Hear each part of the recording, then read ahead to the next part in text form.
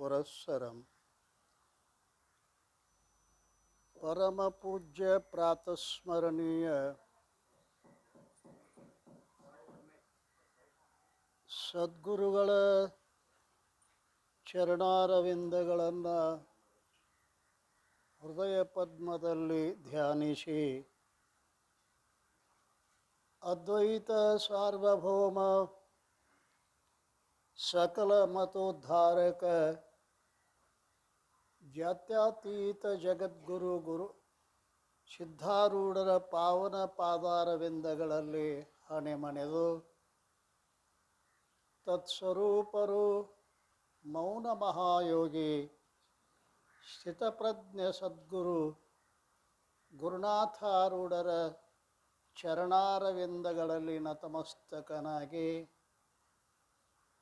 ನಮ್ಮೆಲ್ಲರಿಗೆ ನಿಜಗುಣರ ಶಾಸ್ತ್ರದ ತಿರುಳನ್ನು ತೆರೆದು ತೋರಿಸಿದ ಬ್ರಹ್ಮಲೀನ ಸದ್ಗುರು ಆರೂಢ ಜ್ಯೋತಿ ಶಿವಪುತ್ರ ಮಹಾಸ್ವಾಮೀಜಿ ಅವರ ಪಾವನ ಪಾದಾರವಿಂದಗಳಲ್ಲಿ ಅನಂತ ಪ್ರಣಾಮಗಳನ್ನು ಸಮರ್ಪಿಸಿ ಉಪಸ್ಥಿತ ಪೂಜ್ಯರಿಗೂ ತಮ್ಮೆಲ್ಲರಿಗೂ ಅನಂತ ಶರಣಾರ್ಥಿಗಳು. ಆತ್ಮೀಯರೇ, 17ನೇ ವರ್ಷದ ಭಗವತ್ ಚಿಂತನ ಸಾಧನ ಶಿಬಿರದ ಪ್ರಸ್ತುತ ಚಿಂತನದ ವಿಷಯ ಶ್ರೀ ವಿಚಾರಸಾಗರ. ವಿಚಾರಸಾಗರದ 4ನೇ ತರಂಗದಲ್ಲಿ ಉತ್ತಮ ಅಧಿಕಾರಿ ಉಪದೇಶ ನಿರೂಪಣವನ್ನು ಮಾಡುವಾಗ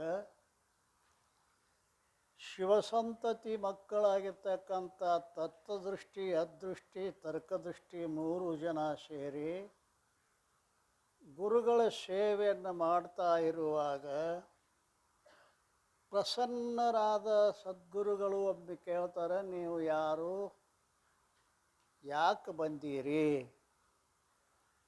ಆವಾಗ ಹಿರಿಯನಾದ ತತ್ವದೃಷ್ಟಿ ಹೇಳ್ತಾ ಇದ್ದಾನಪ್ಪ, ನಾವು ಶಿವಸಂತತಿ ರಾಜನ ಮಕ್ಕಳು, ನಾವೆಲ್ಲ ಸಹೋದರರಿದ್ದೇವೆ. ನಾವು ಜನನ ಮರಣ ರೂಪವಾದ ಈ ಸಂಸಾರ ದುಃಖವನ್ನು ದಾಟಗೋಸ್ಕರವಾಗಿ ಮತ್ತು ಪರಮಾನಂದದ ಪ್ರಾಪ್ತಿಯ ಇಚ್ಛೆಯಿಂದ ನಿಮ್ಮಲ್ಲಿ ಬಂದಿದ್ದೇವೆ. ಇದನ್ನು ಸದ್ಗುರುಗಳು ಇದಕ್ಕೆ ಭ್ರಾಂತಿ ಅಂತಾರೆ. ತಮ್ಮ ಪರಮಾನಂದದ ಪ್ರಾಪ್ತಿಯ ಇಚ್ಛೆಯನ್ನು ಮಾಡ್ತೀಯಲ್ಲ, ನೀ ಈಗಲೇ ಪರಮಾನಂದ ಸ್ವರೂಪನೇ ಇದ್ದೀಯಾ. ಅಪ್ರಾಪ್ತ ವಸ್ತುವಿನ ಪ್ರಾಪ್ತಿ ಮಾಡಿಕೊಳ್ಳುವುದು ಸಂಭವಿಸುತ್ತೆ ವಿನಃ ನೀ ಆನಂದ ಸ್ವರೂಪ ಪ್ರಾಪ್ತ ರೂಪನ ಇದ್ದೀಯಾ.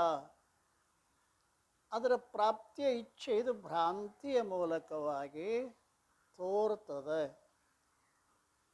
ಇನ್ನು ಅತ್ಯಂತ ದುಃಖದ ನಿವೃತ್ತಿ ಅಂತೀಯಲ್ಲ, ನಿನ್ನಲ್ಲಿ ದುಃಖದ ಲವಲೇಶವೂ ಕೂಡ ಇಲ್ಲ. ನಿನ್ನಲ್ಲಿ ಅಂದ್ರೆ ಅನ್ನೋ ಮಾತು ಆತ್ಮನಲ್ಲಿ ಅಂತೆ ಅರ್ಥ ವಿನಃ, ಹೌದಲ್ರಿ? ನಡವರ್ಕೆ ಬದಾನಲ್ಲ, ನಾನು ನಾನು ನಾನು ಅನ್ನವ ಇವನಿಗೆ ಐತೆ ವಿನಃ ಆತ್ಮರೂಪನಾದ ನಿನ್ನಲ್ಲಿ ದುಃಖದ ಲವಲೇಶವೂ ಕೂಡ ಇಲ್ಲ. ಅವ ಅಂತಾನ, ಅಪ್ಪ ಇಲ್ಲದ ವಸ್ತು ತೋರಬಾರ್ದಾಗಿತ್ತು. ಬಂಜಿ ಮಗ ಇಲ್ಲ, ತೋರುವುದಿಲ್ಲ. ಆಕಾಶ ಪುಷ್ಪ ಇಲ್ಲ, ತೋರುವುದಿಲ್ಲ. ದುಃಖ ನನ್ನಲ್ಲಿ ಜನನ ಮರಣಗಳು ಇಲ್ಲ ಅಂತ ನೀವು ಹೇಳ್ತೀರಲ್ಲ, ಅದು ತೋರಬಾರ್ದಾಗಿತ್ತು. ಇಲ್ಲದ್ದೇ ಆಗಿದ್ರೆ ತೋರಬಾರ್ದಾಗಿತ್ತು. ಇಲ್ಲಿ ತನಕ ನಾವು ಪ್ರಶ್ನೆಗೆ ಬಂದೀವಲ್ಲ, ಅವ್ರಂತಾರಲ್ಲ, ಆತ್ಮನ ಅಜ್ಞಾನದಿಂದ ತೋರ್ತಾ ಇದ್ದಾವೆ. ಇವು ತೋರ್ತಾವ. ಯಾಕೆ ತೋರ್ತಾವ? ಇಲ್ಲದ್ದು ತೋರಬಾರ್ದಂತೇನು ನೇಮ ಇಲ್ಲ. ಇಲ್ಲದ್ದು ತೋರ್ತಾವ ಇಲ್ಲೋ? ಹಗ್ಗದಾಗಿನ ಹಾವು ಇಲ್ಲದ್ದು ತೋರ್ತದ, ಹೌದಲ್ರಿ? ಆಕಾಶ ಪುಷ್ಪ ಇಲ್ಲದ್ದು ತೋರ್ತದ.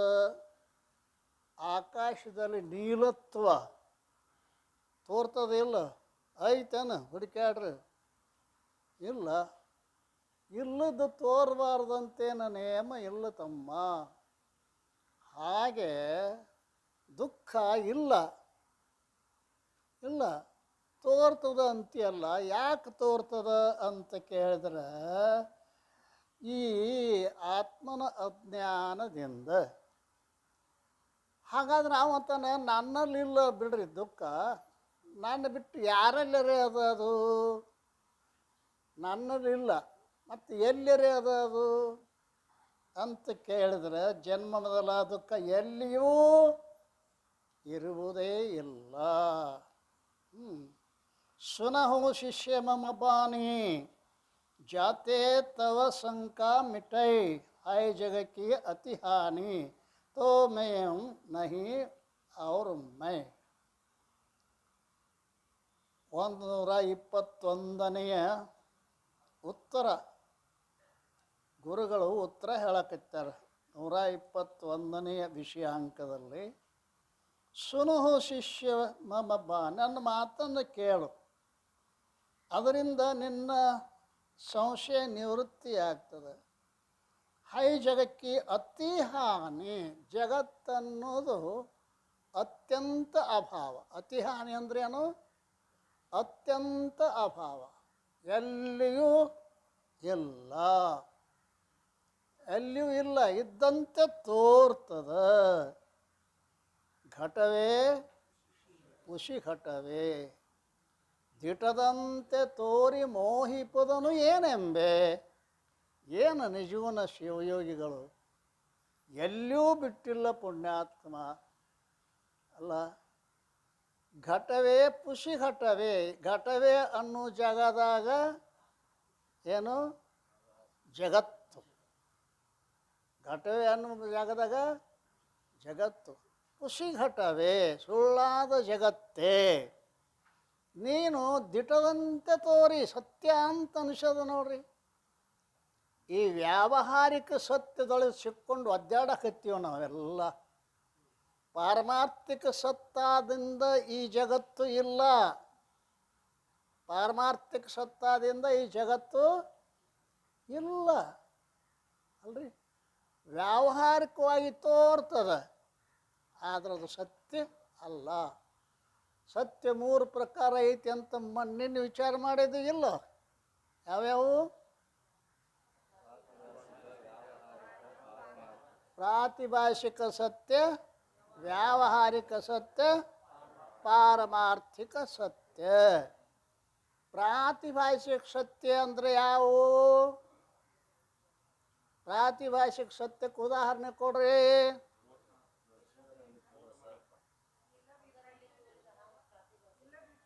ಪ್ರಾತಿಭಾಷಿಕ ಸತ್ಯ ಅಗದಾಗಿನ ಹಾವ, ಸ್ವಪ್ನ ಪ್ರಪಂಚ, ಏನು ಪ್ರತೀತಿ ಮಾತ್ರ ಸತ್ಯ. ಪ್ರಾತಿಭಾಷಿಕ ಸತ್ಯ ತೋರುದು ಇಲ್ಲ ಅಲ್ರಿ, ತೋರ್ತದ ಇಲ್ಲ, ವಾಸ್ತವಿಕವಾಗಿ ತೋರ್ತದೆ. ಘಟ ತೋರ್ತದ, ಎಲ್ಲಿದ?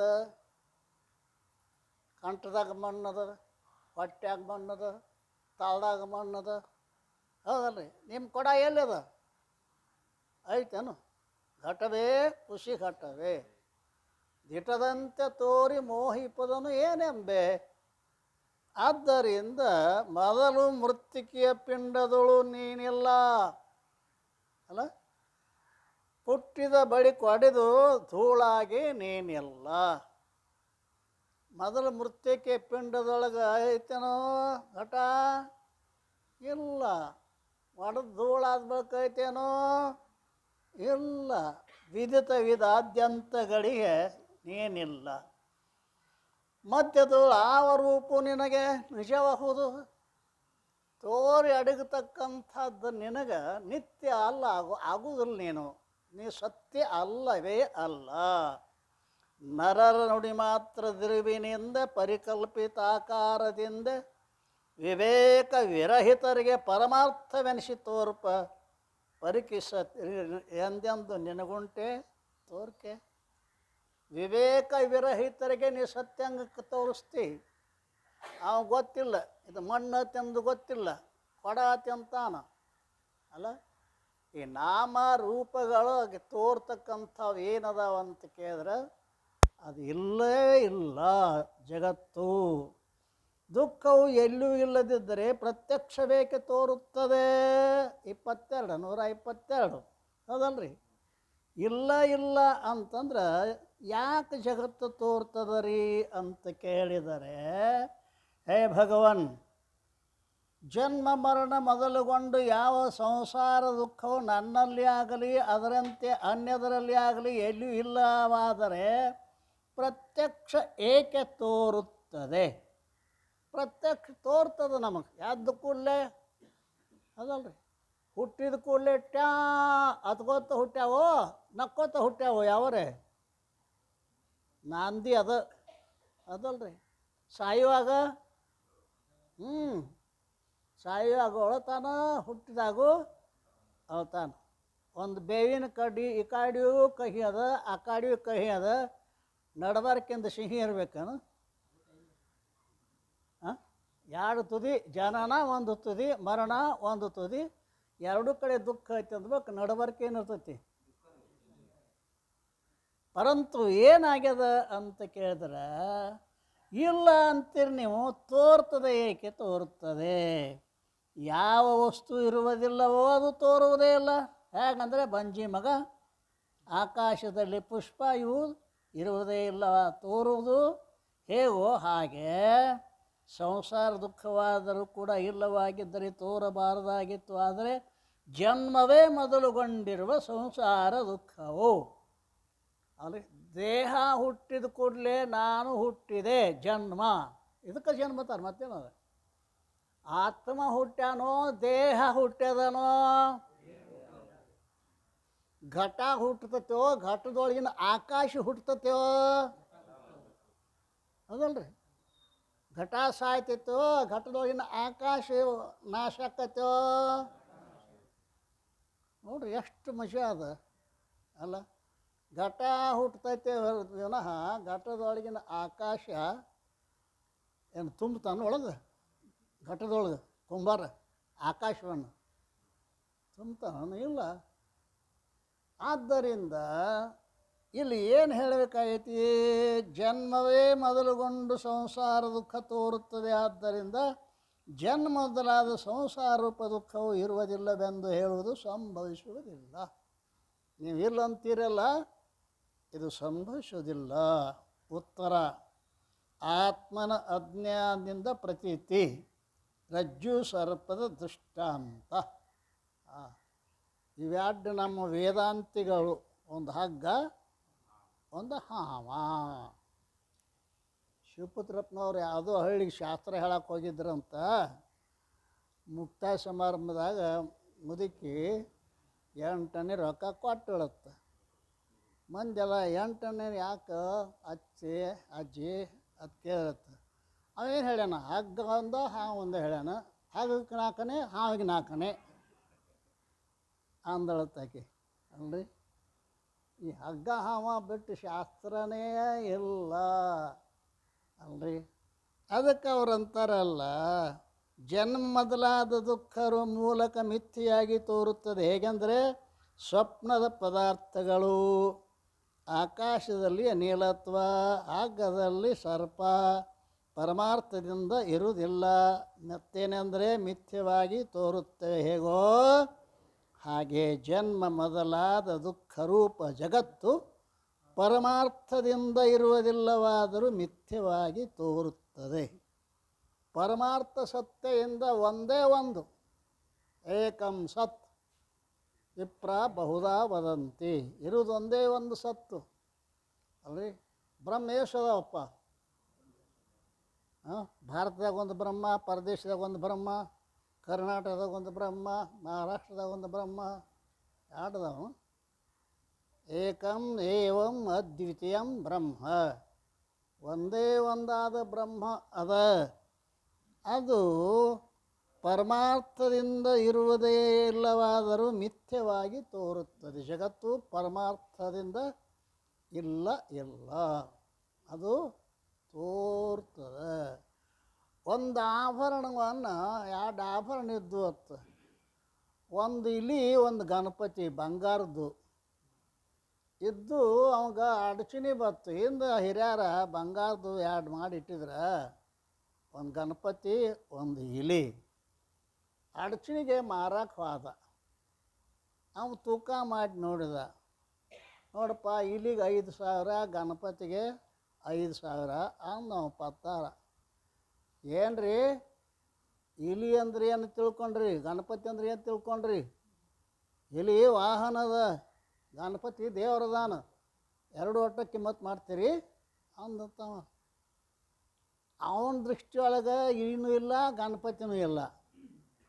ಹೌದಲ್ರಿ? ಮತ್ತು ಅವನಂತಕ್ಕೆ ಅವನ ದೃಷ್ಟಿಯೊಳಗೆ ಏನದ? ಇಲಿನೂ ಇಲ್ಲ, ಗಣಪತಿನೂ ಇಲ್ಲ. ಇವ ಗಣಪತಿ ದೊಡ್ಡವ, ಇಲಿ ಸಣ್ಣವ. ಹಿಂಗೆ ನಾವೆಲ್ಲ ಭೇದ ಭಾವದಿಂದ ನೋಡ್ತೀವಲ್ಲ, ನಾಮರೂಪಗಳಿಗೆ ಮನಸೋತಿದ್ದೇವೆ. ಅದು ಹೆಂಗದ? ಜಗತ್ತು ಪರಮಾರ್ಥದಿಂದ ಇಲ್ಲ, ವ್ಯಾವಹಾರಿಕವಾಗಿಲ್ಲ ಅಂತ ಅರ್ಥ ಅಲ್ಲ, ಪರಮಾರ್ಥದಿಂದ ಇಲ್ಲ. ಆದ್ದರಿಂದ ವ್ಯಾವಹಾರಿಕ ಸತ್ತ ಅಂತ ಎದಕ್ಕಂತಾರೆ? ಈ ಪಾರಿಭಾಷಿಕ ಶಬ್ದ ನಿಮಗೆ ಗೊತ್ತಾಗಲಿಲ್ಲ ಅಂದ್ರೆ ಶಾಸ್ತ್ರ ಸುಮ್ಮ ಹ್ಞೂ ಅಂತಂದು ಹೋಗೋದಾಕೈತಿ, ಮತ್ತೇನಾಗಂಗಿಲ್ಲ. ವ್ಯಾವಹಾರಿಕ ಸತ್ತ ಅಂದ್ರೇನು? ಪ್ರಾತಿಭಾಷಿಕ ಸತ್ತ ಅಂದ್ರೆ ಹೇಳಿದ್ರಿಲ್ಲ. ಪ್ರಾತಿಭಾಷಿಕ ಸತ್ತ ಹಾಂ ಏನಮ್ಮ?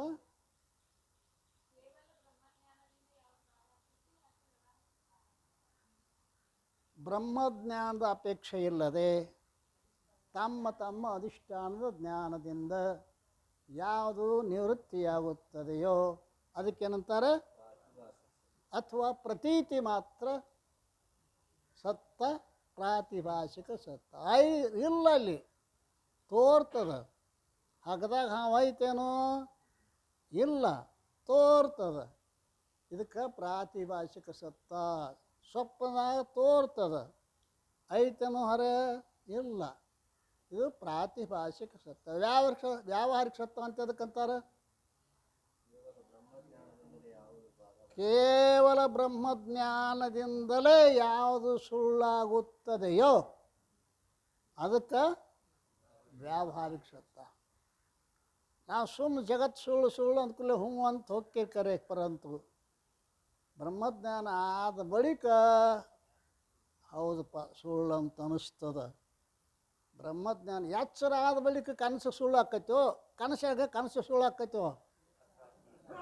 ಎಚ್ಚರ ಆದ ಬಳಿಕ ಕನಸು ಸುಳ್ಳು ಆಕೈತಿ, ಅದಲ್ಲ? ಹಂಗೆ ಜಗತ್ತು ಸುಳ್ಳು ಆಗ್ಬೇಕಾರೆ ಎಚ್ಚರ ಆಗ್ಬೇಕು. ವರಜಾಗ್ರ ಅಂತ ಕರೀತಾರೆ. ಏನದಂದು? ವರಜಾಗ್ರ. ಆ ವರಜಾಗ್ರ ಬಂದಾಗ ಜಗತ್ತು ಸುಳ್ಳಾಕೈತೆ ವಿನಃ. ಅವ್ರಿ ಸಂತಿಗೆ ಹೋಗಿದ್ದಳು ಮಕ್ಕಳನ್ನ ಕರ್ಕೊಂಡ. ಬರೀ ಶಾಸ್ತ್ರ ಹೇಳಿದ್ರೆ ನಿಮಗೆ ತಿಳಿಯಂಗಿಲ್ಲ. ಒಂದಿಟ್ಟು ಒಳಗೆ ಏನಾರ ಹಾಕಬೇಕಾಗ್ತದೆ ಹೂರ್ಣ, ಅದಲ್ಲ.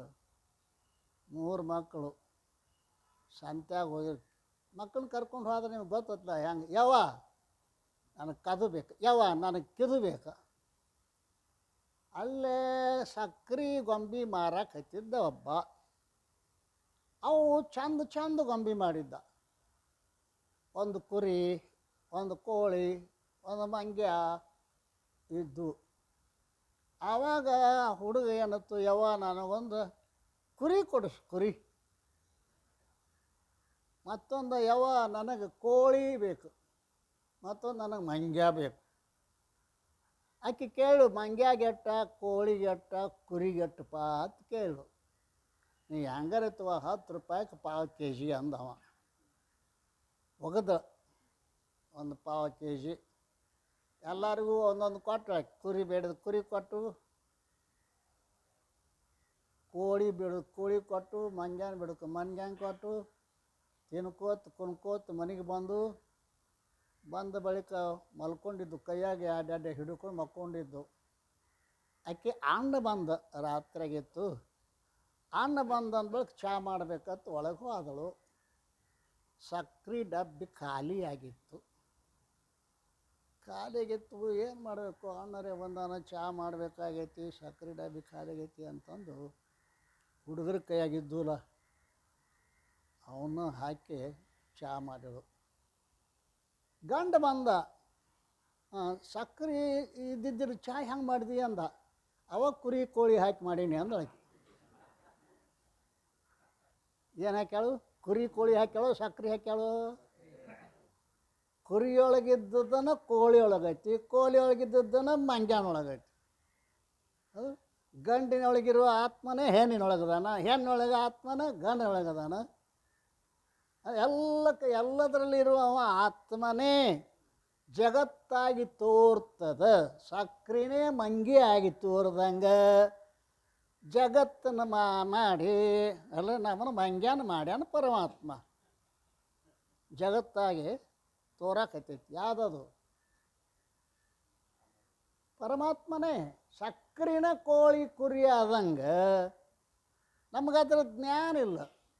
ಅದರ ಸಲುವಾಗಿ ಏನಂತಾರಂದ್ರೆ ಆತ್ಮನ ಅಜ್ಞಾನದಿಂದ ಪ್ರತೀತಿ ರಜ್ಜು ಸರ್ಪದ ದೃಷ್ಟಾಂತ. ಟೀಕಾ: ಜನ್ಮ ಮೊದಲಾದ ದುಃಖ ರೂಪ ಜಗತ್ತು ಪರಮಾರ್ಥದಿಂದ ಇರುವುದಿಲ್ಲ.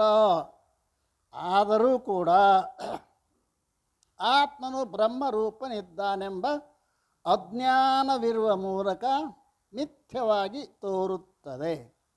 ಹೇಗೆಂದರೆ ಸ್ವಪ್ನದ ಪದಾರ್ಥಗಳು, ಆಕಾಶದಲ್ಲಿ ನೀಲತ್ವ, ಹಗ್ಗದಲ್ಲಿ ಸರ್ಪ ಪರಮಾರ್ಥದಿಂದ ಇರುವುದಿಲ್ಲ. ಮತ್ತೇನೆಂದರೆ ಮಿಥ್ಯವಾಗಿ ತೋರುತ್ತವೆ. ಹೇಗೋ ಹಾಗೆ ಜನ್ಮ ಮೊದಲಾದ ದುಃಖ ರೂಪ ಜಗತ್ತು ಪರಮಾರ್ಥದಿಂದ ಇರುವುದಿಲ್ಲವಾದರೂ ಮಿಥ್ಯವಾಗಿ ತೋರುತ್ತದೆ. ಪರಮಾರ್ಥದಿಂದ ಜಗತ್ತು ಇಲ್ಲ ಏನ್ರಿ? ಪರಮಾರ್ಥದಿಂದ ಜಗತ್ತು ಇಲ್ಲ. ಸುಮ್ಮನೆ ನಾವು ಹೇಳ್ದಂಗೆ ನೀವು ಹ್ಞೂ ಅನ್ನಬೇಡ್ರಿ. ನೀವು ದಿವಸ ಗಾಢ ನಿದ್ರಿ ಹೋಗ್ತೀರಿಲ್ಲ, ಗಾಢ ನಿದ್ರಿ ಸುಸುಪ್ತಿ ಅವಸ್ಥಾ ಅಂತ ಕರಿತಾರಿಲ್ಲ. ಅದ್ರಾಗೇನು ಹ್ಯಾಂಡ್ರು ಮಕ್ಕಳು ಅದಾರ ಅಲ್ಲೇನ್ರಿ? ಹೌದು, ಅಲ್ಲಿಲ್ಲ. ಜಾಗ್ರದಾಗ ಸ್ವಪ್ನದಾಗ ಮಾತ್ರ ತೋರ್ತವ, ಸುಸುಪ್ತಿಯಾಗ ತೋರುವುದಿಲ್ಲ. ಅಂದ್ರೆ ಒಮ್ಮೆ ತೋರ್ತದ, ಒಮ್ಮೆ ತೋರುವುದಿಲ್ಲ. ಅದಕ್ಕೆ ಸತ್ಯ ಅಂತೀರ ನೀವು ಅಂದರೆ? ಒಮ್ಮೆ ತೋರ್ತದ, ಒಮ್ಮೆ ತೋರಂಗಿಲ್ಲ ಅಂತ ಸತ್ಯ ಹೆಂಗಂತೀರಿ? ಹಾಗೆ ಸುಸುಪ್ತಿ ಅವಸ್ಥೆಯಲ್ಲಿ ಹಾಗೆ ತಾನು ಬ್ರಹ್ಮ ರೂಪನೇ ಅದಾನ, ಹಾಗೆ ನಾವು ಅದಕ್ಕೆ ಬ್ರಹ್ಮಾನಂದ ಅಂತ ಕರೆದಾರ. ಅಷ್ಟಾನಂದಗಳಲ್ಲಿ ವಿಷಯಾನಂದ, ವಾಸನಾನಂದ ಅದಲ್ಲ, ಯೋಗಾನಂದ, ಆತ್ಮಾನಂದ, ಅದ್ವೈತಾನಂದ, ವಿದ್ಯಾನಂದ, ಇವೆಲ್ಲ ಬ್ರಹ್ಮಾನಂದವೇ ನಾವು ಅನುಭವ ಮಾಡ್ತೀವಿ. ಖರೆ ಪರಂತು ಇದು ಬ್ರಹ್ಮಾನಂದ ಅನ್ನೋದು ಗೊತ್ತಿಲ್ಲ. ಇದೊಂದು ಅವಸ್ಥೆ ಅಂತ ತಿಳ್ಕೊತೀವಿ. ಮತ್ತೇನದ? ವೇದಾಂತ ಅನುಭವದ ಆಧಾರದ ಮೇಲೆ ಐತೆ ವಿನಃ ಯಾರೇ ಹೇಳ್ಯಾರೆ ಹೂ ಅನ್ರಿ ಅಂತ ಒತ್ತಾಯಪೂರ್ವಕವಾಗಿ ನಿಮ್ಮನ್ನು ಕಬೂಲು ಮಾಡೋದು ಅಲ್ಲ ವೇದಾಂತ ಏನ್ರಿ. ನಿಮ್ಮ ಅನುಭವಕ್ಕೆ ಬಂದಂಗೆ ಹೂ ಅನ್ರಿ ಅಲ್ರಿ. ಜಗತ್ತ ಎರಡು ಅವಸ್ಥೆ ಒಳಗೈತಿ. ಸುಸುಪ್ತಿ ಒಳಗೈತೇನೋ ಇಲ್ಲ. ಮತ್ತೊಮ್ಮೆ ತೋರ್ತತಿ, ಒಮ್ಮೆ ತೋರಂಗಿಲ್ಲ. ಅದಕ್ಕೆ ಹೆಂಗೆ ಖರೆ ಅಂತೀರಿ ನೀವು? ಸುಳ್ಳದ. ಆತ್ಮನ ಅಜ್ಞಾನದಿಂದ ಇದು ತೋರ್ತದ ತಮ್ಮ. ಹೆಂಗಂದ್ರೆ ರಜ್ಜುನಲ್ಲಿ ತೋರುವ ಸರ್ಪದಂತೆ. ಹೌದಲ್ರಿ? ಆ ರಜ್ಜುನಲ್ಲಿ ಸರ್ಪ ತೋರ್ಬೇಕಾಗಿತ್ತು ಅಂತಂದ್ರೆ ಪೂರ ಬೆಳಕಿನಾಗೂ ತೋರಂಗಿಲ್ಲ, ಪೂರ ಕತ್ತಲಾಗೂ ತೋರಂಗಿಲ್ಲ. ಹೌದು, ಪೂರ ಬೆಳಕಿನಾಗ ತೋರಂಗಿಲ್ಲ. ಯಾಕೆ ಯಾಕೆ ಯಾಕೆ ಪೂರ ಬೆಳಕಿನಾಗ ಯಾಕೆ ತೋರಿದ್ರು? ಹಗ್ಗದ ಜ್ಞಾನದ. ಹೌದಲ್ರಿ? ಹಗ್ಗದ ಜ್ಞಾನದ ಪೂರ ಬೆಳಕಿನಾಗ, ಹೌದಲ್ಲ, ಪೂರ ಕತ್ತಲಾಗ ಇದು ಅನ್ನೋದು ಸಹಿತ ಇಲ್ಲ, ಇದು ಅನ್ನೋದು ಸಹಿತ ಇಲ್ಲ. ಅಲ್ಲ, ಪೂರ ಜ್ಞಾನದಾಗ ಹಗ್ಗ ಅನ್ನೋದು ಇಲ್ಲ, ಪೂರ ಜ್ಞಾನದಾಗೂ ತೋರುದಿಲ್ಲ. ಹ್ಯಾಂಗಿರಬೇಕು? ಮಂದಗತ್ತಲೆ. ಜಗತ್ತ ಪೂರ ಅಜ್ಞಾನಿಗಳಿಗೂ ತೋರುವುದಿಲ್ಲ, ಪೂರ ಜ್ಞಾನಿಗಳಿಗೂ ತೋರುವುದಿಲ್ಲ. ಹೌದಲ್ರಿ? ಪೂರ ಅಜ್ಞಾನ, ಬ್ರಹ್ಮದ ಅಜ್ಞಾನ ಇತ್ತಂದ್ರೆ ಹಿಂಗಾಗ್ತದೆ. ಅದಕ್ಕೋಸ್ಕರವಾಗಿ ರಜ್ಜುವಿನಲ್ಲಿ ಸರ್ಪವು ಹೇಗೆ ತೋರುತ್ತದೆ? ತತ್ವದೃಷ್ಟಿ ಉವಾಚ ಮಿಥ್ಯಾ ಸರ್ಪ ರಜ್ಜು ಮೇ ಜೈಷೆ ಬಾಕ್ಯೋ ಭವತ್ ಆತ್ಮ ಮೈ ತೈಷೆ ಕೈಷೆ ಸರ್ಪ ರಜ್ಜು ಮೇ ಭಾಸೈ ಯಹ ಸಂಶಯ ಮನ್ ಬುದ್ಧಿ ವಿನಾಶೈ. ಅಪ್ಪ, ನಂದೊಂದು ಪ್ರಶ್ನೆ ಏನದ ಅಂತ ಕೇಳಿದ್ರೆ, ನೀವು ಹೇಗೆ ಹಗ್ಗದಲ್ಲಿ ಸರ್ಪವು ಮಿಥ್ಯವಾಗಿರುವುದು, ಹಾಗೆ ಆತ್ಮಲ್ಲಿ ಭವದುಃಖವು ಮಿಥ್ಯವಾಗಿರುತ್ತದೆ ಎಂದು ಹೇಳಿದಿರಿ. ಇಲ್ಲಿ ದೃಷ್ಟಾಂತದ ಜ್ಞಾನವಾಗದ ಹೊರತು ದಾಷ್ಟ್ರಾಂತದ ಜ್ಞಾನವಾಗುವುದಿಲ್ಲ. ಆದ್ದರಿಂದ ಹಗ್ಗದಲ್ಲಿ ಸರ್ಪವು ಹೇಗೆ ತೋರುತ್ತದೆ? ಇದು ದೃಷ್ಟಾಂತದಲ್ಲಿ ಪ್ರಶ್ನೆ. ದೃಷ್ಟಾಂತದ ಜ್ಞಾನವಾಗದ ಹೊರತು ದಾಷ್ಟ್ರಾಂತದ ಜ್ಞಾನ ಆಗುವುದಿಲ್ಲ. ದಾಷ್ಟ್ರಾಂತ ಅಂದರೆ ಸಿದ್ಧಾಂತ. ಸಿದ್ಧಾಂತವನ್ನು ತಿಳಿಸಿಕೊಳ್ಳಕ್ಕೆ ಹೇಳುವ ಯುಕ್ತಿಗಳಿಗೆ ದೃಷ್ಟಾಂತ ಅಂತ ಕರೀತಾರೆ ಅಲ್ರಿ. ಸಿದ್ಧಾಂತವನ್ನು ತಿಳಿಸಿಕೊಡ್ತಕ್ಕಂತಹ ರೀತಿಗಳಿಗೆ ದೃಷ್ಟಾಂತ, ಯುಕ್ತಿ ಅಂತ ಅದಕ್ಕೆ ಯುಕ್ತಿ. ದೃಷ್ಟಾಂತ ಹ್ಯಾಂಗೆ? ಹಗ್ಗದಾಗಿನ ಹಾವ ಅದು ದೃಷ್ಟಾಂತ. ಅದನ್ನು ತಿಳ್ಕೋಬೇಕಾದದ್ದು ದಾಷ್ಟ್ರಾಂತಂದ್ರೆ ಯಾವುದು? ಜಗತ್ತು. ಹೌದಲ್ರಿ? ಅದಕ್ಕೆ ಬರ್ದಾರ ಅವರಲ್ಲೇನೋ, ದೃಷ್ಟಾಂತದ ಅಂದರೆ ಸಿದ್ಧಾಂತದ, ದಾಷ್ಟ್ರಾಂತ. ದೃಷ್ಟಾಂತ ಬೇರೆ, ದಾಷ್ಟ್ರಾಂತ ಬೇರೆ. ದೃಷ್ಟಾಂತ ಬೇರೆ, ದಾಷ್ಟ್ರಾಂತ ಬೇರೆ.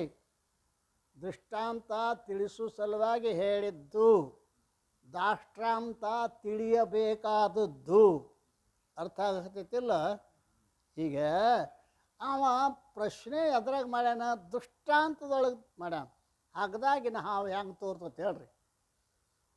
ಹೌದಲ್ರಿ? ನೀವು ಹಗ್ಗದಾಗಿನ ಹಾವು ತೋರ್ದಂಗೆ ಬ್ರಹ್ಮದಲ್ಲಿ ಜಗತ್ತು ತೋರ್ತತಿ ಅಂತೀರ. ಮೊದಲು ನಮಗೆ ದೃಷ್ಟಾಂತ ಚೆನ್ನಾಗಿ ತಿಳಿಸ್ರಿ. ಹಗ್ಗದಾಗಿನ ಹಾವ ಅದು ಹ್ಯಾಂಗೆ ತೋರ್ತದ ಅಂತ ಪ್ರಶ್ನೆ ಮಾಡಿದಾನೆ. ಅಸತ್ಖ್ಯಾತಿ ಪುನೇ ಆತ್ಮಖ್ಯಾತಿ, ಖ್ಯಾತಿ ಅನ್ನಥ ಅರು ಅಖ್ಯಾತಿ, ಸುನೆ ಚಾರಿ ಮತ ಪ್ರಭು ಭ್ರಮಕಿ ಠೌರ ಮಾನ್ಯೋ ಕೌನ್ ಕಹ ಯಹ ಬ್ಯಾರ. ಈ ಹಗ್ಗದಲ್ಲಿ ಹಾವು ಮತ್ತು ಶಿಂಪಿಯಲ್ಲಿ ಬೆಳ್ಳಿ ಇವೇ ಮೊದಲಾದ ಭ್ರಮಗಳಿರುವವೋ ಅಲ್ಲಿ 4 ಮತಗಳು ಹೇಳಲ್ಪಟ್ಟಿರುವವು. 4 ಮತಗಳು ಹೇಳಲ್ಪಟ್ಟಿರುವವು. ಅವ್ಯಾವ್ಯಾವು? ಶೂನ್ಯವಾದಿಗಳು ಅಸತ್ಖ್ಯಾತಿಯನ್ನು ಹೇಳುತ್ತಾರೆ. ಕ್ಷಣಿಕ ವಿಜ್ಞಾನವಾದಿಗಳು ಆತ್ಮಖ್ಯಾತಿಯನ್ನು ಹೇಳುತ್ತಾರೆ. ನ್ಯಾಯ ಮತ್ತು ವೈಶೇಷಿಕ ಮತದಲ್ಲಿ ಅನ್ಯಥಾ ಖ್ಯಾತಿಯನ್ನು ಹೇಳುತ್ತಾರೆ. ಸಾಂಖ್ಯ ಮತ್ತು ಪ್ರಭಾಕರ ಅಖ್ಯಾತಿಯನ್ನು ಹೇಳುತ್ತಾರೆ. ಖ್ಯಾತಿ ಖ್ಯಾತಿ ಖ್ಯಾತಿ ಅಂದರೆ ಏನು? ಖ್ಯಾತಿ ಖ್ಯಾತಿ ಅಂದ್ರೆ ಹೇಳೋದು ಅಲ್ರಿ, ಶುದ್ಧ ಮಾಡಿ ತೋರಿಸೋದು ಖ್ಯಾತಿ. ಇಲ್ಲಿ 4 ಪ್ರಕಾರವಾಗಿ ಹೇಳ್ತಾರಂತ. ಎದನ್ನು? ಹಗ್ಗದಾಗ ಹಾವು ತೋರುವ ರೀತಿಯನ್ನು ಎಷ್ಟು ಮಂದಿ ಹೇಳ್ತಾರೆ? 4 ಪ್ರಕಾರ. ಅಂದ್ರೆ ಹಗ್ಗದಾಗ ಹಾವು ತೋರುವ ರೀತಿ ಅಂದ್ರೆ ಬ್ರಹ್ಮದಲ್ಲಿ ಜಗತ್ತು ತೋರುವ ರೀತಿ ಅಂತ ಒಳರ್ತದ. ಹೌದಲ್ಲ? ಹಗ್ಗದಾಗ ಹಾವು ತೋರುದನ್ನು ಹೇಳ್ರಿ, ಅದು ಆತ್ಮನಲ್ಲಿ ಜಗತ್ತು ಹ್ಯಾಂಗೆ ತೋರ್ತೈತೆ ನಾವು ತಿಳ್ಕೊತೀನಿ ಅಂತ ನಾವು. ಹಾಗಾದ್ರೆ ವಿಜ್ಞಾನವಾದಿ ಇಲ್ಲಿ ಅದು ಶೂನ್ಯವಾದಿ ಅಭಿಪ್ರಾಯ. 126 ಅಸತ್ಯ ಖ್ಯಾತಿ ಹೇಳಕತ್ತೆ ನಾವು. ಅಸತ್ಯ ಖ್ಯಾತಿ ಹೆಂಗೆ ಹೇಳ್ತಾರೆ? ಶೂನ್ಯವಾದಿ ಹೇಳ್ತಾನೆ. ಅವನ ಅಭಿಪ್ರಾಯ ಏನು? ಹಗ್ಗದ ಸ್ಥಾನದಲ್ಲಿ ಸರ್ಪವು ಅತ್ಯಂತ ಅಸತ್ಯ ಆಗಿದೆ. ಹಗ್ಗದ ಜಾಗದಾಗ ಸರ್ಪ ಎಂದೆಂದೂ ಇಲ್ಲ ಅಂತಾನೇಮ, ಅತ್ಯಂತ ಅಸತ್ಯ ಆಗಿರುತ್ತದೆ. ಅದರಂತೆ ಅನ್ಯ ದೇಶದಲ್ಲಿ ಆದರೂ ಕೂಡ ಅತ್ಯಂತ ಅಸತ್ಯ ಆಗಿರುತ್ತದೆ ಅಲ್ರಿ. ಕೆಲವು ಮಂದಿ ಏನು ಹೇಳ್ತಾರೆ? ಹುತ್ತನ್ಯಾಗ ಹಾವತಿ ಹಗ್ಗದಾಗ ತೋರ್ತತಿ ಅಂತ ಹೇಳ್ತಾರೆ. ಇವು ಹಂಗಿಲ್ಲ, ಹುತ್ತನ್ಯಾಗೂ ಇಲ್ಲ ಹಗ್ಗದಾಗೂ ಇಲ್ಲ, ಅತ್ಯಂತ ಅಸತ್ಯ ಇಲ್ಲದ್ದು ತೋರ್ತದ ಅಂತ ಅವನ ಅಭಿಪ್ರಾಯ ಅದ. ಅತ್ಯಂತ ಅಸತ್ಯ ಆಗಿರುವ ಸರ್ಪದ ಜ್ಞಾನವು ಹಗ್ಗ ದೇಶದಲ್ಲಿ ಆಗುತ್ತದೆ. ಅಲ್ಲರೇ ಜ್ಞಾನ ಆಗ್ಯದ ಹಗ್ಗದ ಹಾವಿಂದು. ಹಾವರೇ ಅತ್ಯಂತ ಅಸತ್ಯ, ಎಲ್ಲೆಲ್ಲಿಯೂ ಇಲ್ಲ. ಎಲ್ಲೆಲ್ಲಿಯೂ ಇಲ್ಲದ ಸರ್ಪ ರಜ್ಜುವಿನಲ್ಲಿ ತೋರ್ತದೆ. ಇದಕ್ಕೆ ಅಸತ್ ಖ್ಯಾತಿ ಎಂದು ಹೇಳುತ್ತಾರೆ. ಅತ್ಯಂತ ಅಸತ್ಯ ಸರ್ಪದ ಖ್ಯಾತಿ ಅಂದರೆ ಭಾನ ಮತ್ತು ಕಥನ. ಖ್ಯಾತಿ ಅಂದರೆ ಭಾನ ತೋರುವುದು, ಕಥನ ಅಂದ್ರೆ ತೋರಿದಂತೆ ಹೇಳುವುದು. ಇದು ಈ ರೀತಿಯಾಗಿ ಈ ಅಸತ್ಯ ಖ್ಯಾತಿಯನ್ನು ಮುಂದೆ ವೃತ್ತಿರತ್ನಾವಳಿಯೊಳಗೆ, ವೃತ್ತಿ ಪ್ರಭಾಕರದೊಳಗೆ ಭಾಳ ವಿಶೇಷವಾಗಿ ಖಂಡನ ಮಂಡನ ಮಾಡಿದ್ದಾರೆ. ಇದು ಸ್ವಲ್ಪರಾಗ ಏನ್ರಿ, ಈಗ ಮುಮುಕ್ಷುಗಳು ಎಷ್ಟಿರ್ತಾರೆ ಅಷ್ಟೇ ಹೇಳಬೇಕಾಗ್ತದೆ. ಸಣ್ಣ ಹುಡುಗನ ಮ್ಯಾಗ ದೊಡ್ಡ ಕಲ್ಲು ಹೊರಿಸಿದ್ರೆ ಒಗೆದು ಓಡ್ತಾನೆ ಹ್ಯಾಂಗೋ, ಇದ್ರಾಗ ನಾವು ಪ್ರಭಾಕರ್ತದ್ದು ಸೇರಿಸಿದೀವಿ ಅಂದ್ರೆ ನಿಮ್ಮ ಶಾಸ್ತ್ರಕ್ಕೆ ನಮಸ್ಕಾರಪ್ಪ ಅಂತ ಹೋಗಬೇಕಾಗ್ತದೆ. ಮೊದಲು ಇಟ್ಟು ತಿಳ್ಕೋರಿ. ಇದು ಸಾಮಾನ್ಯವಾಗಿದು. ಏನೋ ಎಲ್ಲೂ ಇಲ್ಲದ ಹಾವ ಎಲ್ಲೂ ಇಲ್ಲ, ಎಲ್ಲೂ ಇಲ್ಲದ ಹಾವ ತೋರ್ತದ ಅಂತ. ಎಲ್ಲೂ ಇಲ್ಲದ ಬಂಜಿ ಮಗ ತೋರ್ತಾನಂತ ಹೇಳ್ತಾರೆ. ಯಾರೇ ಎಲ್ಲೂ ಇಲ್ಲದ್ದು ತೋರಕ್ಕೆ ಸಾಧ್ಯವೇ ಇಲ್ಲ. ಅದು ಎಲ್ಲರೂ ಇರಬೇಕು. ಅವು ಮುಂದೆ ನಾವು ಹೇಳ್ತಾನೆ. ನಾವು ಏನು ಹೇಳ್ತಾನಿವ? ವಿಜ್ಞಾನವಾದಿ ಅಭಿಪ್ರಾಯ. ವಿಜ್ಞಾನವಾದಿ ಏನು ಹೇಳ್ತಾನಪ್ಪ ಅಂತ ಕೇಳಿದ್ರೆ, ಕ್ಷಣಿಕ ವಿಜ್ಞಾನವಾದಿ ಆತ್ಮಖ್ಯಾತಿ. ಆತ್ಮಖ್ಯಾತಿ, ಆತ್ಮ ಅಂದ್ರೆ ಇಲ್ಲಿ ಬುದ್ಧಿ ಅಂತ ಅರ್ಥ. ಮುಂದೆ ಹೇಳೋರ್ದಾರ ಅವರು. ಆತ್ಮಖ್ಯಾತಿ ಅಂದ್ರೇನು? ಬುದ್ಧಿನೇ ಏನ್ರಿ ಸರ್ಪಾಕಾರವಾಗಿ ತೋರ್ತದ ಅಂತ ಹೇಳವ ಆತ್ಮಖ್ಯಾತಿ.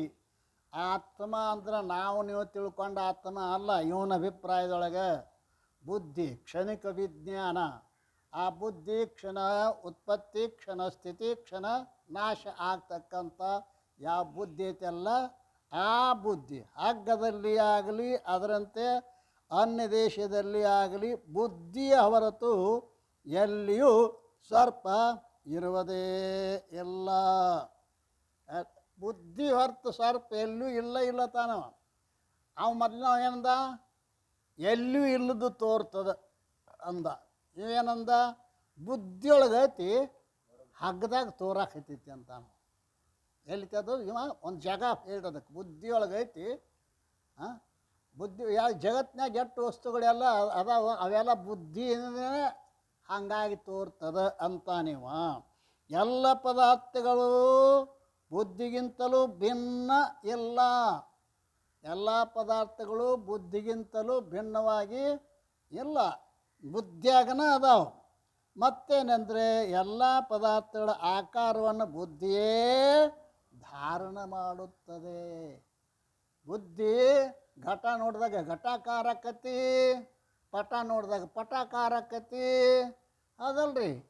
ಈಗ ಬುದ್ಧಿನೇ ಏನಾಗ್ತದ ಅಂತ ಕೇಳಿದರೆ ಎಲ್ಲ ಆಕಾರ ಆಗಿ ತೋರ್ತದ. ಬುದ್ಧಿಯೇ ಧಾರಣ ಮಾಡಿರುತ್ತದೆ. ಈ ಬುದ್ಧಿಯು ಕ್ಷಣಿಕ ವಿಜ್ಞಾನ ರೂಪವಿರುತ್ತದೆ. ಬುದ್ಧಿ ಹಂಗತಿ ಕ್ಷಣಿಕ ಅನ್ರಿ. ಕ್ಷಣಿಕ ಅಂದ್ರೇನು? ಕ್ಷಣ ಕ್ಷಣದಲ್ಲಿ ನಾಶ ಮತ್ತು ಉತ್ಪತ್ತಿಯನ್ನು ಹೊಂದುವಂಥ ಯಾವ ವಿಜ್ಞಾನವಿರುವುದೋ ಅದುವೇ ಸರ್ಪರೂಪವಾಗಿ ತೋರುತ್ತದೆ ಅನ್ರಿ. ಯಾವ ಬುದ್ಧಿ ಐತಲ್ಲ, ಬುದ್ಧಿನೇ ಸರ್ಪರೂಪವಾಗಿ ತೋರ್ತದ ವಿನಃ ಅಲ್ಲಿ ಸರ್ಪ ಅನ್ನೋದು ಇಲ್ಲವೇ ಇಲ್ಲ. ಬುದ್ಧಿಯು ಆತ್ಮ ಅಂದರೆ ಕ್ಷಣಿಕ ವಿಜ್ಞಾನ ರೂಪ ಬುದ್ಧಿಯು ಇದು ಸರ್ಪರೂಪದಿಂದ ಖ್ಯಾತಿ ಅಂದರೆ ಭಾನ ಮತ್ತು ಕಥನವಿರುತ್ತದೆ. ಈ ಅಸತ್ಯ ಖ್ಯಾತಿಯನ್ನು ಅಥವಾ ಆತ್ಮಖ್ಯಾತಿಯನ್ನು ನಾವು ರತ್ನಾವಳಿ ಒಳಗೆ ಹೇಳಿದೆವು, ಪ್ರಭಾಕರದೊಳಗೆ ಹೇಳಿದೆವು, ಟಿಪ್ಪಣಿ ಒಳಗೆ ಹೇಳ್ಯಾನ. ಹಿಂಗೆ ಅಲ್ಲಿ ಬೇಕಾದ್ರೆ ನೋಡ್ಕೋರಿ ಅಂತ. ಇಲ್ಲಿ ಸಾಧಾರಣ ಮುಮುಕ್ಷುಗಳಿಗೆ ಎಷ್ಟು ಅವಶ್ಯಕತೆ ಅದನೋ ಅಷ್ಟನ್ನೇ ಇಷ್ಟ ತಿಳಿದ್ರೂ ಸಾಕು ಅಂತ ನಾವು. ಏನೇನೋ ಮೊದಲೇನಂದ ಶೂನ್ಯವಾದಿ ಎಲ್ಲಿಯೂ ಇಲ್ಲದ ಹಾವ ಹಗ್ಗದಾಗ ತೋರ್ತತಿ. ಇವ್ಯಾರಿವ? ಶೂನ್ಯವಾದಿ. ಅಸತ್ಯ ಖ್ಯಾತಿ ಹೇಳ್ತಾನೆ. ಶೂನ್ಯವಾದಿ ಏನು ಹೇಳ್ತಾನೆ? ಅಸತ್ಯ ಖ್ಯಾತಿ ಹೇಳ್ತಾ ಇದ್ದಾನೆ. ಇಂದ್ರ ಎಲ್ಲೂ ಇಲ್ಲದ್ದು ಹಗ್ದಾಗ. ಶೂನ್ಯ ಅಂದ್ರೇನು? ಇಲ್ಲದ್ದು. ಶೂನ್ಯ ಅಂದ್ರೆ ಇಲ್ಲದ್ದು, ಹೌದಲ್ರಿ? ಒಂದು 10 ಶೂನ್ಯಗಳನ್ನ ಬರೀರಿ. ಏನು ರೀ ಹೇಳ್ತಾನವು? ಏನು ಹೇಳಂಗಿಲ್ಲ ಅಲ್ರಿ. ಆದ್ದರಿಂದ ಶೂನ್ಯವಾದಿ ಅಂತಂದ್ರೆ ಏನು? ಎಲ್ಲಿಯೂ ಇಲ್ಲದೇ ಇರತಕ್ಕಂಥ ಸರ್ಪ ರಜ್ಜು ದೇಶದಲ್ಲಿ ತೋರ್ತದೆ. ಇದು ಶೂನ್ಯವಾದಿಯ ಅಸತ್ ಖ್ಯಾತಿ. ವಿಜ್ಞಾನವಾದಿಯ ಅಭಿಪ್ರಾಯ ಏನು? ಹಗ್ಗದಲ್ಲಿ ಆಗಲಿ ಅದರಂತೆ ಅನ್ಯ ದೇಶದಲ್ಲಿ ಆಗಲಿ ಬುದ್ಧಿಯ ಹೊರಗೆ ಎಲ್ಲಿಯೂ ಸರ್ಪ ಇರುವುದೇ ಇಲ್ಲ. ಬುದ್ಧಿಯೇ ಸರ್ಪಾಕಾರವಾಗಿ ತೋರಾಕತ್ತೈತಿ ಅಂತ ನಾವು. ಅಷ್ಟೇ ಅಲ್ಲ, ಎಲ್ಲ ಪದಾರ್ಥಗಳು ಬುದ್ಧಿಗಿಂತ ಭಿನ್ನವಿಲ್ಲ. ಎಲ್ಲ ಪದಾರ್ಥಗಳು ಬುದ್ಧಿನೇ ಎಲ್ಲ ಪದಾರ್ಥಗಳ ಆಕಾರ ಹೊಂತದ. ಮತ್ತೇನೆಂದರೆ ಎಲ್ಲ ಪದಾರ್ಥಗಳ ಆಕಾರವನ್ನು ಬುದ್ಧಿಯೇ ಧಾರಣ ಮಾಡುತ್ತದೆ. ಆ ಬುದ್ಧಿ ಕ್ಷಣಿಕ ವಿಜ್ಞಾನ ರೂಪವಾಗಿರುತ್ತದೆ. ಕ್ಷಣ ಕ್ಷಣದಲ್ಲಿ ನಾಶ ಮತ್ತು ಉತ್ಪತ್ತಿ ಆಗುತ್ತದೆ. ಕ್ಷಣ ಕ್ಷಣದಲ್ಲಿ ಏನಾಗ್ತದೆ? ಅದು ನಾಶ ಉತ್ಪತ್ತಿ ಆಗ್ತದೆ. ಉತ್ಪತ್ತಿ ಹೊಂದುವಂಥ ಯಾವ ವಿಜ್ಞಾನವಿರುವುದೋ ಅದುವೇ ಸರ್ಪರೂಪವಾಗಿ ತೋರುತ್ತದೆ. ಇದಕ್ಕೆ ಆತ್ಮಖ್ಯಾತಿ ಎಂದು ಹೇಳುತ್ತಾರೆ. ಇಲ್ಲಿ ಆತ್ಮ ಅಂದರೆ ಕ್ಷಣಿಕ ವಿಜ್ಞಾನ ರೂಪವಾದ ಬುದ್ಧಿಯು. ಬುದ್ಧಿಗೆ ಆತ್ಮ ಅಂತಾನೆವ. ಅದು ಸರ್ಪರೂಪದಿಂದ ಖ್ಯಾತಿ ಅಂದರೆ ಭಾನ ಮತ್ತು ಕಥನ. ಅದು ಬುದ್ಧಿನೇ ಸರ್ಪಾಕಾರವಾಗಿ ತೋರ್ತದೆ. ಇದಕ್ಕೇನಂತಾರೆ ಅಂತ ಕೇಳ? ಯಾವ ವಿಜ್ಞಾನವಾದಿ ಆತ್ಮಖ್ಯಾತಿಯನ್ನು ಹೇಳ್ತಾ ಇದ್ದಾನೆ. ಆತ್ಮ ಅಂದ್ರೆ ನಮ್ಮ ಬುದ್ಧಿ ಮತ್ತೆ ಆ ಕಡೆ ಹೋಗ್ತೈತಿ. ಆತ್ಮ ಅಂದ್ರೆ ಅವನ ದೃಷ್ಟಿಯೊಳಗೇನು ಬುದ್ಧಿನೇ ಆತ್ಮ. ಬುದ್ಧಿನೇ ಸರ್ಪಕಾರ ಆಗಿ ತೋರುವುದಕ್ಕೆ ಏನಂತಾನವ? ಆತ್ಮಖ್ಯಾತಿ ಅಂತ ಕರೀತಾನೆ. ಅನ್ಯಥಾ ಖ್ಯಾತಿ ಇನ್ನೊಬ್ಬ. ಇದರೊಳಗೆ 2-3 ಮಂದಿ ಬೇರೆ ಬೇರೆ ರೀತಿಯಿಂದ ಹೇಳ್ತಾರೆ ಅನ್ಯಥಾ ಖ್ಯಾತಿ. ನ್ಯಾಯಿಕರ ಮತ್ತು ವೈಶೇಷಿಕರ ಅಭಿಪ್ರಾಯವಿರುತ್ತದೆ. ಇವರು ಯಾವಾಗಿದ್ದರು ಜೋಡಿ, ನ್ಯಾಯಿಕರು ವೈಶೇಷಿಕರು. ಇವರಿಬ್ಬರೂ ಕೂಡ ಒಂದೇ ಅಭಿಪ್ರಾಯ ಉಳ್ಳವರು. ಹುತ್ತ ಮೊದಲಾದ ಸ್ಥಾನಗಳಲ್ಲಿ ಸತ್ಯವಾದ ಸರ್ಪವು ಇರುತ್ತದೆ. ಅದನ್ನೇ ನೇತ್ರದಿಂದ ನೋಡಿದ್ದಾರೆ ಮತ್ತು ನೇತ್ರದಲ್ಲಿ ದೋಷಗಳಿರುತ್ತವೆ. ಅದರ ಬಲದಿಂದ ಸಮ್ಮುಖವಾಗಿ ಹತ್ತಿರ ತೋರುತ್ತದೆ. ಇವೇನು ಹೇಳ್ತಾನ? ಹುತ್ತ ಮೊದಲಾದ ಸ್ಥಾನಗಳಲ್ಲಿ ಸತ್ಯವಾದ ಸರ್ಪ ಐತಿ, ಆದರೆ ಅಲ್ಲಿ ಐತಿ ಅನ್ನೋದು ತಿಳಿದಿಲ್ಲ. ಅದು ಬಂದು ಹಗ್ಗದಾಗ ತೋರಾಕತ್ತೈತಿ. ಹಗ್ಗದಾಗ ಯಾಕೆ ಬಂದು ತೋರ್ದತ್ರಿ? ಐತಿ ಹುತ್ತಿನೊಳಗೆ.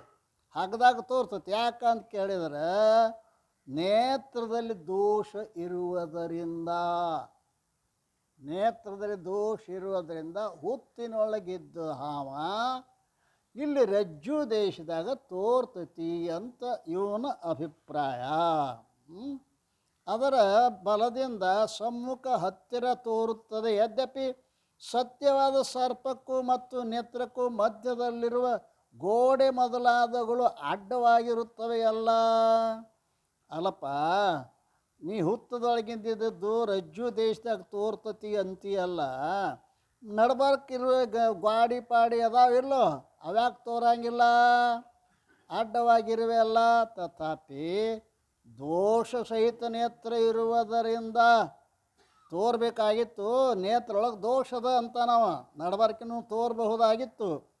ಆದರೆ ದೋಷ ಸಹಿತ ನೇತ್ರ ಇರುವುದರಿಂದ ಅಡೆತಡೆಗಳಿದ್ದಾಗ್ಯಾದರೂ ಕೂಡ ಸರ್ಪವು ನೋಡಲ್ಪಡುತ್ತದೆ, ರಜ್ಜುವಿನಲ್ಲಿ ತೋರ್ತದೆ. ಎಲ್ಲಿದೆ ಅದು? ಎಲ್ಲಿದೆ ಅದು? ಹುತ್ತು ದೇಶದಲ್ಲಿದೆ. ಎಲ್ಲಿ ತೋರಾಕತ್ತದ? ಇದಕ್ಕೆ ಅನ್ಯಥಾ ಖ್ಯಾತಿ ಅಂತ. ಅನ್ಯ ದೇಶದಲ್ಲಿರುವುದು ಅನ್ಯ ದೇಶದಲ್ಲಿ ತೋರುವುದಕ್ಕೆ ಇದಕ್ಕೆ ಅನ್ಯಥಾ ಖ್ಯಾತಿ. ಇನ್ನೊಂದು ರೀತಿ ಮತ್ತೊಬ್ಬ ಹೇಳೋದಾನೋ ಏನ್ರಿ, ಅದು ಮುಂದೆ ಶುದ್ಧ ನೇತ್ರದಿಂದ ಅವಂತಾನ. ಅಲ್ಲಪ್ಪ, ತಿಮಿರಾದಿ ದೋಷದಿಂದ ಸಾಮರ್ಥ್ಯ ಕ್ಷೀಣಿಸಬೇಕಾಗುತ್ತದೆ ಮತ್ತು ಹುತ್ತವೇ ಮೊದಲಾದ ಸ್ಥಾನದಲ್ಲಿರುವ ಸರ್ಪದ ಜ್ಞಾನ ದೋಷ ಸಹಿತವಾದ ನೇತ್ರದಿಂದ ಆಗುತ್ತದೆ ಅಂದೇನು ಹೇಳಿರುವೆಯೋ, ಅಲ್ಲಿ ಶುದ್ಧ ನೇತ್ರದಿಂದ ಪರದೇಶದಲ್ಲಿ ಇರುವಂತಹಗಳ ಪ್ರತ್ಯಕ್ಷ ಜ್ಞಾನ ಆಗುವುದಿಲ್ಲ. ಅಲ್ಲಪ್ಪ, ಮಂದ ನೇತ್ರದೊಳಗನ ನಿನಗೆ ದೂರಿಂದ ಕಾಣಿಸುತ್ತೆ ಅಂದ್ರೆ ಚಲೋ ನೇತ್ರದೊಳಗೆ ಪರದೇಶದಾಗ ಇದ್ದದ್ದು ಸಹಿತ ಪ್ರತ್ಯಕ್ಷ ಕಾಣಬೇಕಾಗಿತ್ತಲ್ಲ ಶುದ್ಧ ನೇತ್ರದಾಗ. ಅಲ್ಲ, ಇನ್ನು ದೋಷ ಸಹಿತ ನೇತ್ರದಿಂದ ಹೇಗಾಗುತ್ತದೆ? ದೋಷ ಸಹಿತ ನೇತ್ರದಿಂದ ಹ್ಯಾಂಗೆ ತೋರ್ತದಪ್ಪ ಎಲ್ಲ ಬಿಟ್ಟ? ಆದ್ದರಿಂದ ದೋಷದಿಂದ ನೇತ್ರದ ಸಾಮರ್ಥ್ಯ ಹೆಚ್ಚಾಗುತ್ತದೆ ಎಂಬುದನ್ನು ಒಪ್ಪುವುದರಲ್ಲಿ ಯಾವ ದೃಷ್ಟಾಂತವೂ ಇಲ್ಲ. ನೋತ್ರ ಆ ದೋಷದಿಂದ ಸಾಮರ್ಥ್ಯ ಹೆಚ್ಚಾಕತ್ತೆ ಅನ್ನೋದು ಎಲ್ಲಿಯೂ ಇಲ್ಲ ಅಂತ ಉತ್ತರ ಹೇಳ್ತಾನಿವ. ಆ ಶಂಕೆ ಸಂಭವಿಸುವುದಿಲ್ಲ. ತಮ್ಮ, ನೀ ಏನು ಹೇಳ್ತೀಯಲ್ಲ ಅದು ಸಂಭವಿಸುವುದಿಲ್ಲ. ಯಾಕಂದ್ರೆ ಯಾರಿಗೂ ಒಬ್ಬರಿಗೆ ಪಿತ್ತ ದೋಷದಿಂದ ಇಂಥ ರೋಗವಾಗುತ್ತದೆ.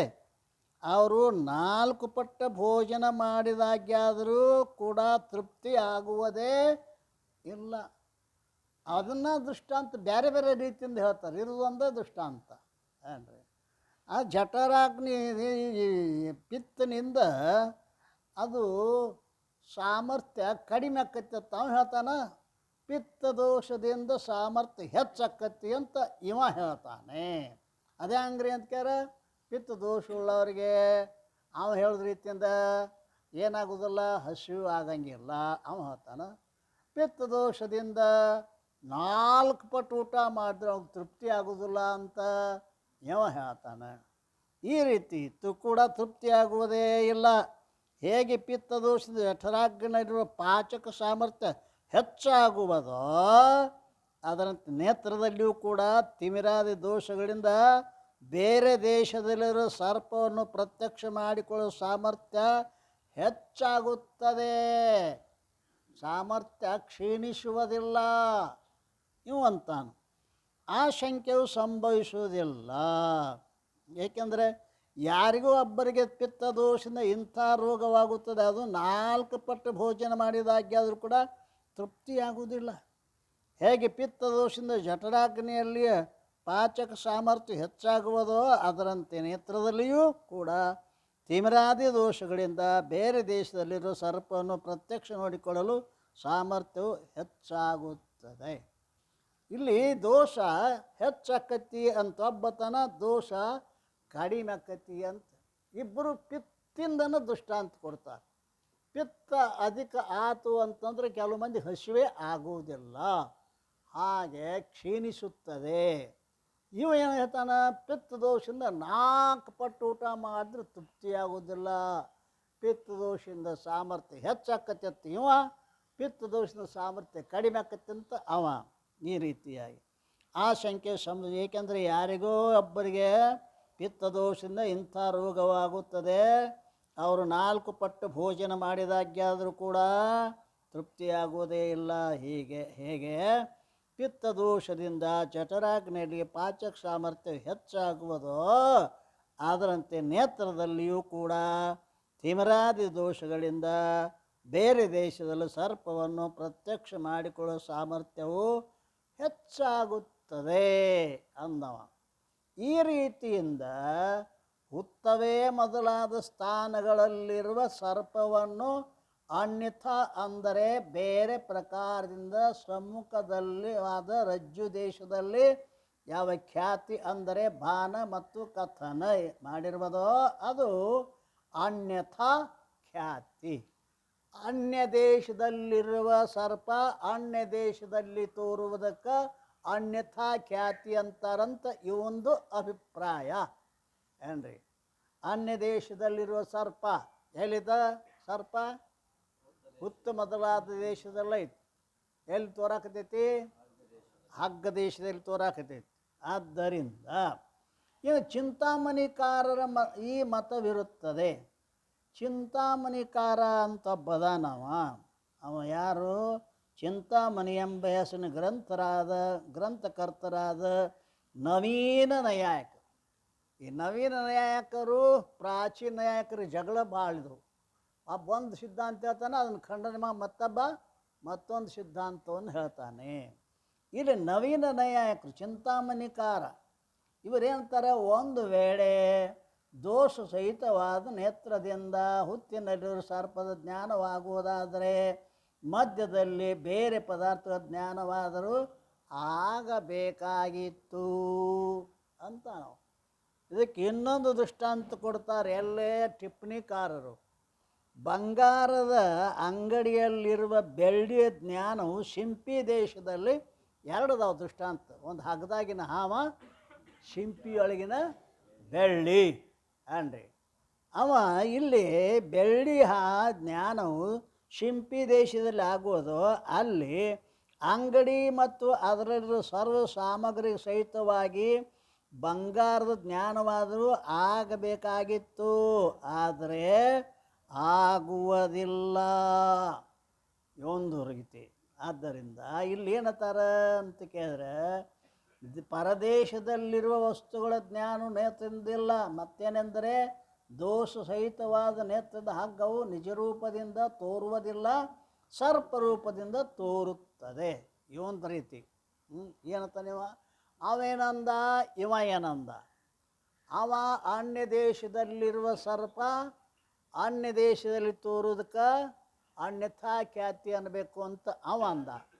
ಅನ್ಯವಾದ ರಜ್ಜು ಅನ್ಯವಾದ ಸರ್ಪಾಕಾರವಾಗಿ ತೋರುವುದಕ್ಕೆ ಅನ್ಯಥಾ ಖ್ಯಾತಿ ಅನ್ನಬೇಕು ಅಂತ ಇವರಿಬ್ಬರದು ಜಗಳ. ಅರ್ಥ ಆಗತ್ತೆ ಇಲ್ಲ? ಎರಡೂ ಅನ್ಯಥಾ ಖ್ಯಾತಿನ ಹೇಳುವ ರೀತಿ ಬೇರೆ ಬೇರೆ. ಅನ್ಯ ದೇಶದಲ್ಲಿರುವ ಸರ್ಪ ಅನ್ಯ ದೇಶದಲ್ಲಿ ತೋರುವುದಕ್ಕೆ ಅನ್ಯಥಾ ಖ್ಯಾತಿ ಅನ್ನಬೇಕು ಅಂತ ಒಬ್ಬ, ಅನ್ಯವಾದ ರಜ್ಜು ಅನ್ಯವಾದ ಸರ್ಪಾಕಾರವಾಗಿ ತೋರುವುದಕ್ಕೆ ಅನ್ಯಥಾ ಖ್ಯಾತಿ ಅನ್ನಬೇಕು ಅಂತ ಇವೊಬ್ಬ. ಇವರಿಬ್ಬರು ನ್ಯಾಯಕರೇ ಏನ್ರಿ. ಈ ರೀತಿ ಇದೆ. ಆದ್ದರಿಂದ ಪರದೇಶದಲ್ಲಿರುವ ವಸ್ತುಗಳ ಜ್ಞಾನವು ನೇತ್ರದಿಂದ ಆಗುವುದಿಲ್ಲ. ಮತ್ತೇನೆಂದರೆ ದೋಷ ಸಹಿತವಾದ ನೇತ್ರದಿಂದ ಹಗ್ಗವು ನಿಜರೂಪದಿಂದ ತೋರುವುದಿಲ್ಲ, ಸರ್ಪರೂಪದಿಂದ ತೋರುತ್ತದೆ. ಅಲ್ಲೈತಿ ರಜ್ಜು ತೋರಾಕತೈತಿ ಸರ್ಪಾಕಾರವಾಗಿ. ಅದ ಅನ್ಯವಾದ ರಜ್ಜು ಅನ್ಯವಾದ ಸರ್ಪಾಕಾರವಾಗಿ ತೋರುವುದಕ್ಕೆ ಅನ್ಯಥಾ ಖ್ಯಾತಿ ಅನ್ನಬೇಕು. ಮತ್ತೇನೆಂದರೆ ದೋಷ ಸಹಿತವಾದ ನೇತ್ರದಿಂದ ಹಗ್ಗವು ನಿಜರೂಪದಿಂದ ತೋರುವುದಿಲ್ಲ, ಸರ್ಪರೂಪದಿಂದ ತೋರುತ್ತದೆ. ಆದ್ದರಿಂದ ಹಗ್ಗವೇ ಅನ್ಯಥಾ ಅಂದರೆ ಬೇರೆ ಪ್ರಕಾರ ಸರ್ಪರೂಪದಿಂದ ಯಾವ ಖ್ಯಾತಿ ಅಂದರೆ ಬಾನ ಮತ್ತು ಕಥನ ಅಂತ ಈ ರೀತಿಯಾಗಿ ಒಂದು ಮೊದಲಿದ್ದು ಯಾವುದು ಎಷ್ಟು ಖ್ಯಾತಿ ಅದು? ಈಗ ಅಸತ್ಯ ಖ್ಯಾತಿ, ಆತ್ಮಖ್ಯಾತಿ, ಅನ್ಯಥಾ ಖ್ಯಾತಿ. ಅಸತ್ ಖ್ಯಾತಿ ಅವ ಏನು ಹೇಳ್ದ? ಎಲ್ಲೂ ಇಲ್ಲದ್ದು ಹಗ್ಗದಾಗ ತೋರ್ತದ. ಅಸತ್ತ ಅಂದ್ರೆ ಸತ್ತ ಸ್ಫೂರ್ತಿ ಶೂನ್ಯ, ಇರುವಿಕೆ ಇಲ್ಲ, ಅದಕ್ಕೆ ಅಂಥದ್ದು ತೋರ್ತದ ಅಂತ ನಾವು ಇದಕ್ಕೆ ಅಸತ್ಯ ಖ್ಯಾತಿ ಅಂದರು. ಎರಡನೇದ್ದು ಆತ್ಮಖ್ಯಾತಿ. ಆತ್ಮ ಅಂದರೆ ಎದಕ್ಕತ್ತಾನಿವ? ಬುದ್ಧಿ. ಕ್ಷಣಿಕ ವಿಜ್ಞಾನ ಅಂತಾರೆ ಬುದ್ಧಿಗೆ. ಇನ್ನೊಂದು ಹೆಸರೇನು? ಕ್ಷಣಿಕ ವಿಜ್ಞಾನ. ಕ್ಷಣಿಕ ವಿಜ್ಞಾನವಾದಿ ಇವೇನಂತಾನ? ಕ್ಷಣ ಉತ್ಪತ್ತಿ, ಕ್ಷಣ ಸ್ಥಿತಿ, ಕ್ಷಣ ನಾಶ ಹೋಗ್ತಕ್ಕಂಥ ಯಾವ ಬುದ್ಧಿ ಐತಲ್ಲ, ಆ ಬುದ್ಧಿನೇ ಸರ್ಪಾಕಾರವಾಗಿ ತೋರ್ತದ. ಬುದ್ಧಿ ಬಿಟ್ಟು ಹೊರಗೆ ಯಾವ ಪದಾರ್ಥಗಳು ಇಲ್ಲ. ಆ ಬುದ್ಧಿನೇ ಸರ್ಪಾಕಾರವಾಗಿ ತೋರುವುದಕ್ಕೆ ಏನಂತಾರೆ? ಯಾವ ಖ್ಯಾತಿ ಇದು? ಆತ್ಮಖ್ಯಾತಿ. ಇನ್ನೊಂದು ಅನ್ಯಥಾ ಖ್ಯಾತಿ. ಇವರು ಇಬ್ಬರದಾರೆ. ಒಬ್ಬ ಅನ್ಯ ದೇಶದಲ್ಲಿರುವ ಸರ್ಪ ಅನ್ಯ ದೇಶದಲ್ಲಿ ತೋರುತ್ತದೆ. ಅನ್ಯ ದೇಶದಲ್ಲಿ ಅಂದ್ರೆ ಹುತ್ತ ದೇಶದಲ್ಲಿ ಅಲ್ಲ, ಆ ಅನ್ಯದಲ್ಲಿ ತೋರ್ತೈತೆ ಅಂದ್ರೇನು? ಹಗ್ಗದ ದೇಶದಲ್ಲಿ ತೋರ್ತದೆ. ಅನ್ಯ ದೇಶದಲ್ಲಿರೋದಕ್ಕೆ, ಅನ್ಯ ದೇಶದಲ್ಲಿ ತೋರೋದಕ್ಕೆ ಅನ್ಯಥಾ ಖ್ಯಾತಿ. ಇವನೊಬ್ಬ ಏನಂತಾನ? ಹಂಗಲ್ಲ, ಅನ್ಯವಾದ ರಜ್ಜು ಅನ್ಯವಾದ ಸರ್ಪಾಕಾರದಿಂದ ತೋರುವುದಕ್ಕೆ ಅನ್ಯಥಾ ಖ್ಯಾತಿ ಅನ್ನಬೇಕು ಇವ ಹೇಳ್ದ. ಇನ್ನು ಅಖ್ಯಾತಿ ಮತ್ತು ಉಕ್ತ ಮೂರು ಖ್ಯಾತಿಗಳ ಖಂಡನ ಮತ್ತು ಅಖ್ಯಾತಿವಾದಿಯ ಅಭಿಪ್ರಾಯ. ಇನ್ನು ಮುಂದೆ ಏನು ಹೇಳೋದಾರ? ಅಖ್ಯಾತಿ ಒಂದು ಉಳಿತಲ್ಲ, ಎಷ್ಟು 4 ಹೇಳ್ಯಾವ ನಾವು. ಯಾವುದು? ಅಸತ್ಖ್ಯಾತಿ, ಆತ್ಮಖ್ಯಾತಿ, ಅನ್ಯಥಾ ಖ್ಯಾತಿ, ಅಖ್ಯಾತಿ. ಅಖ್ಯಾತಿ ಸ್ವಲ್ಪ ಕಠಿಣದ, ಅದನ್ನು ಹೇಳಿ 3 ಖ್ಯಾತಿಗಳು ಅಖ್ಯಾತಿಯಿಂದ ಅಭಿಪ್ರಾಯ. ಅವ 3 ಖಂಡಿಸಿ ತಂದು ಹೇಳೋದಾನ. ಅದನ್ನು ನಾಳಿನ ದಿವಸ ಚಿಂತನೆ ಮಾಡೋಣ. ಸದ್ಗುರುನಾಥ ಮಹಾರಾಜ್